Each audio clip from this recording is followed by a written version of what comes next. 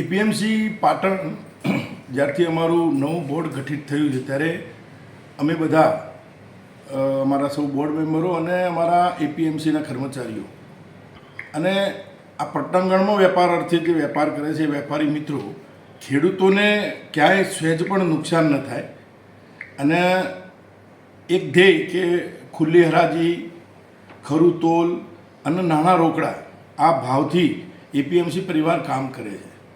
નવી જણસની વાત કરીએ તો છેલ્લા 10 દિવસમાં રાયડાની નવી આવક શરૂ થઈ છે.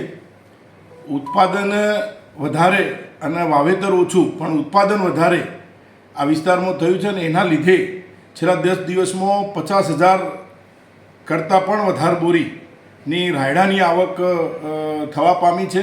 એમાં લગભગ 1190ની આસપાસનો ભાવ પણ ખેડૂતને મળી રહે છે. આજની વાત કરું તો આજે પણ લગભગ 11,000 11,500 જેટલી બોરી તો અત્યાર સુધીમાં હું વાત કરું છું ત્યાં સુધીમાં ખેડૂતોના વિશ્વાસથી અહીં આવી ગઈ છે. ખેડૂતો વેચાણથી લાવી રહ્યા છે. આ પ્રકારની એક વ્યવસ્થા એપીએમસી પાટણ દ્વારા કરવામાં આવે છે. સમગ્ર વિસ્તારમાંથી ખેડૂતને પોષક ભાવ મળી રહે અને એ ભાવ આધારિત ખેડૂત આ એપીએમસીમાં વિશ્વાસ કરીને પોતાની જણસ લઈ અને વેચાણ અર્થે આવે એવી વ્યવસ્થા કરવામાં અમે સૌ બોર્ડ મેમ્બર અને અમારા એપીએમસી પરિવારના સૌ કર્મચારી મિત્રો એ આ પ્રકારનું કામ કરીએ છીએ.